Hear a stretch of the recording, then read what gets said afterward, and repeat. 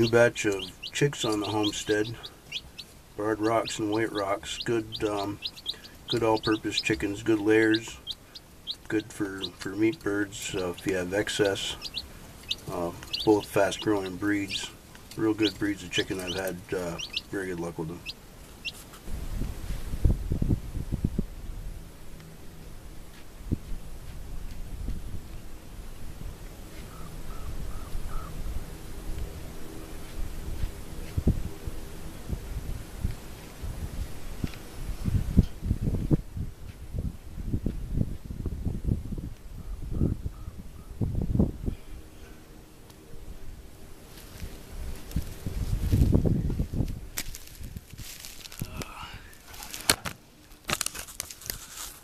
As I'd mentioned in previous video, how hand tools are an important resource to have.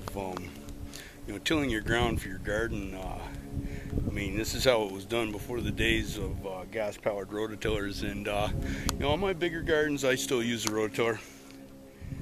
But on the smaller ones, I practice a non-mechanized method, and I dig them by hand. So, I have the tools to do so, and the know-how and stamina to get it done by, practicing the older methods where I can. But that's pretty much the method. I take a shovel, I scoop down about a shovel blade length in the ground, turn it over, and just bust the soil up. And you might have to do this a couple times. Usually prior to that, I go around and get any really big weeds if there is any out of it. This particular spot I'm working on today, I cultivated there last year. I filled it full of onions, and they did pretty well. I had to use the raised bed method. Originally I planted them in the ground, and it's a slightly low area in the barnyard here, so it got a little too wet, so I actually ended up digging up all the sets. And first I built the box with red cedar posts and hemlock slabs that I got for free next to where I had them planted, and then one by one dug them up and replanted them into the box where they would drain better, and they did too. It actually worked out quite well.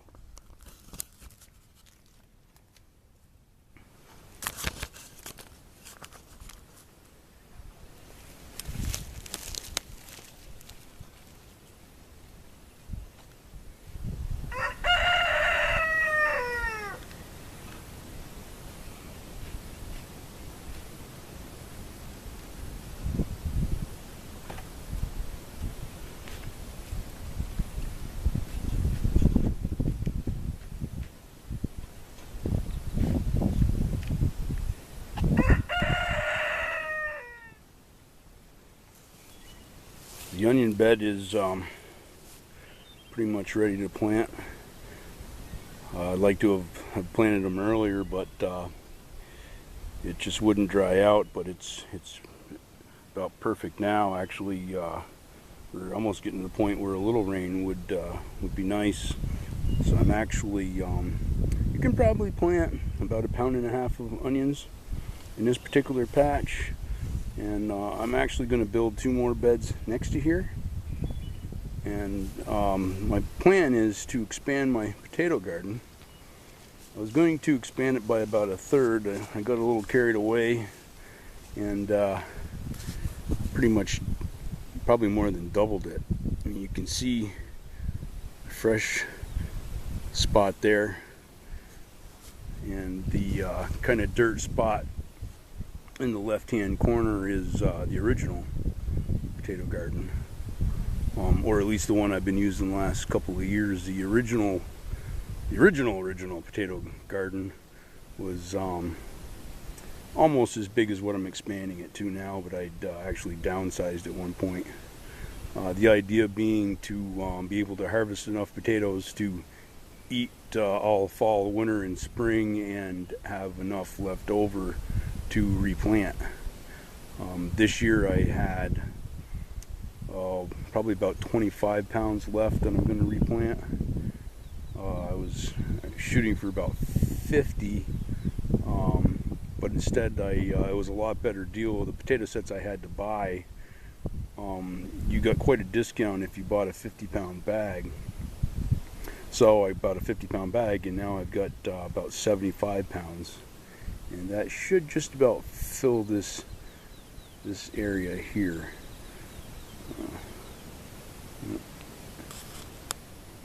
Chicken over there pecking around. But anyways, finally getting going on the spring projects. Feels good. Should have been on this stuff a month ago, but like I said, it was too cold, too wet. Winter just hung on forever. Then it wouldn't stop raining, but things are looking up, and we're getting it done. Finally getting my onions planted. You can start onions from seed. You know, you have to start really early, and it's a little tricky. I've done it in the past, and I've had somewhat mixed results, but this year I bought onion sets from the feed store, and this is the basic method. I showed you the raised bed in a prior video, but yeah, I just make a trench in the soil, maybe 1.5 inches deep. I put the onion sets in. I space them out about 4 to 6 inches apart, and then just bury them up. I usually bury them so the tips of the sets are either just sticking out or just under the soil. Don't want them too deep.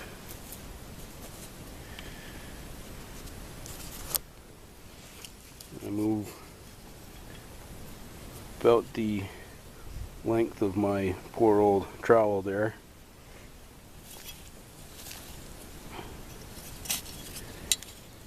Make another trench.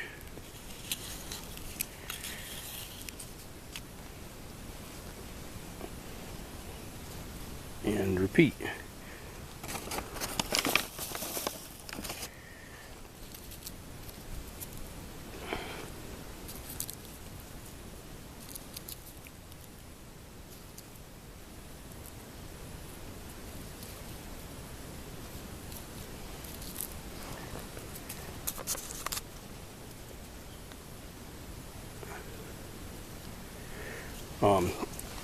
Speaking of onions from seed, to save your own onion seed, the onions don't flower and seed out the first season, or at least they don't when you're this far north.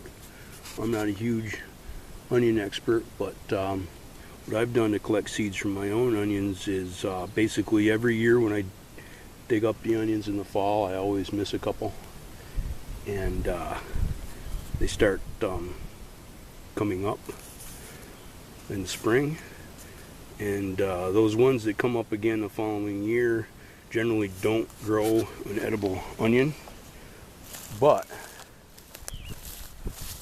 they do flower and go to seed. And I just, let a couple of them grow, and when they go to seed,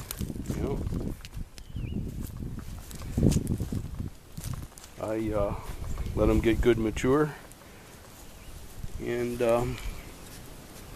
I harvest them for the seed. For anybody that doesn't know, now here's one that I missed last year, a couple that are close together, that I'm letting grow to collect seed from, and what they do is they grow like a puff on the end of the, the green. I don't know if you call them leaves when they're onions, scallions or whatever, but they grow like a puff, like a dandelion puff, and you know, it grows flowers on it, and then it gets all brown and weird looking, and then towards the end of the season they turn into onion seeds. You can save them and plant them. Like I say, you got to plant them early, and they're a little tricky. I generally save seeds every year, but usually just in the for the essence of saving time and frustration, well, I can use the sets from the seed store. I do. Almost done with this bed. Before I bury up these last ones, and when you plant these, you see this side here is where the roots come out. This side here is where the green shoots come out. So when you plant these, very important, plant this side down in the dirt. For those of you, you know, maybe new to this, that didn't know.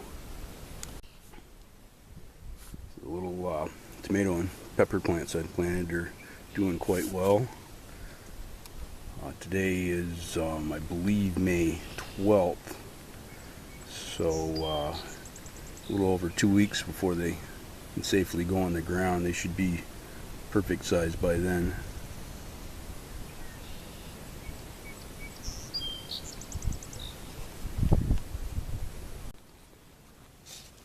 I don't know if it's picking them up or not, but finally got a few little lettuce seedlings peeking up.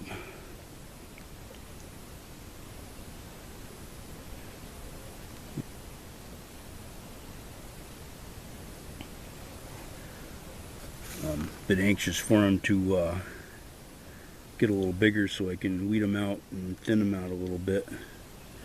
Now once they come up, if the weather's good, they generally grow pretty fast.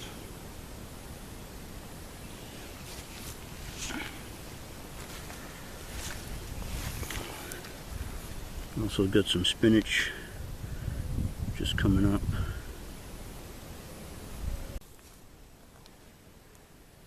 Here's a new garden spot I've been working on. I've actually planted here for a while, just in one small spot. I put butternut squash probably the last, I don't know, 4 or 5 years, mainly because at one point some butternut squash came up on its own here and did pretty well, so I thought, you know, might as well just continue that. But this year I've made it much larger. It's kind of on a bank, so I built a sort of a berm out of cedar posts and hemlock slabs that you've seen before in one of my other videos, I think. Anyways, so this is going to be, it's probably 15-16 feet by about 40, I would say, and I'm going to fill this area full of sweet corn, probably a couple different varieties. Actually, one of the reasons I'm planting it here is because, you know, they're hybrid sweet corn, and the other corn I'm growing are heirloom varieties, and I did a bit of safe seed from, so I don't want any cross-pollination.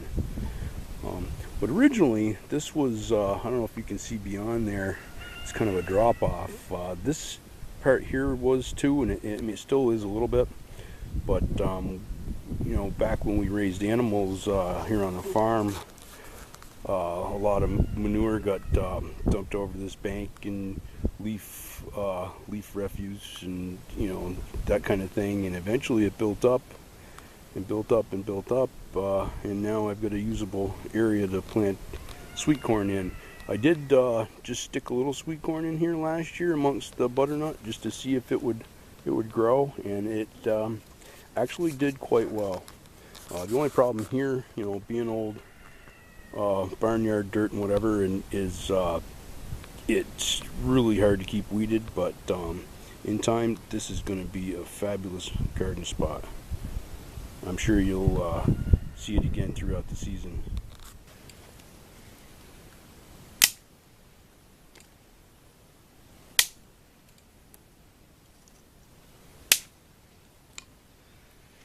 So I titled this video Part 2 of Spring and Resources, and all the clips you've seen so far just sort of mark the progress I've made since the first one. But to bring it back around to resources, in one way I sort of got ahead of myself for some people, and not for others, because others have already done this. But the biggest resource you need now, if you live in a town or city, is a piece of land out in the country. You really need that, and that should be really top priority. And I know there's a lot of excuses, you can't afford it, or you don't want to leave your good job or whatever, but I'm gonna honestly tell you, none of that matters. Get yourself a place in the country and get an okay job, because the city's not the place to be. A city by its very nature is dependence on the system. And for me, from a survival and preparedness perspective, that's exactly what you do not want. Can't send your kids to the best college? Teach them how to work the land instead. Teach them money isn't everything, because it's not. So, there's your biggest resources, a place to apply the kind of things like I convey in my videos. So I guess second, I had the part where I talked about, digging up gardens by hand and all that, and how I still on bigger plots and maybe new gardens generally that are still covered with tough sod, I use a gas-powered tiller. And if you've got a gas-powered tiller, you should too. Not because I think you should be dependent on that gas-powered tiller. I think of it as creating infrastructure. I mean, I'm in a place, a homestead, where I'm here to stay.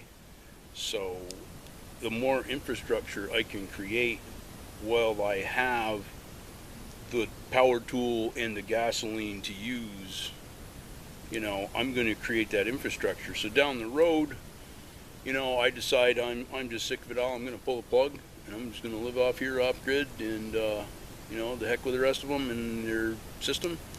I'll have a built-in infrastructure already. I can go out and work that land with my shovel with very little effort, because I prepared it ahead of time.